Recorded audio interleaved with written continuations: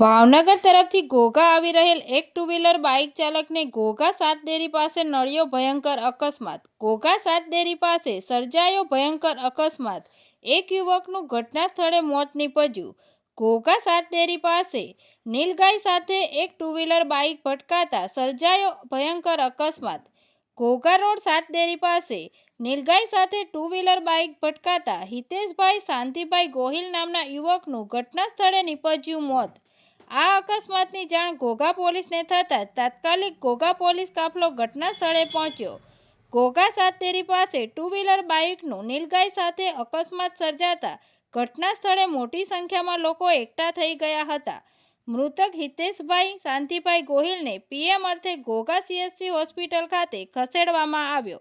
તંત્રી મહેબૂબ રફાઈ સાથે reporter Kishan Solanki, Tapasvi Gujarat news, Ghogha.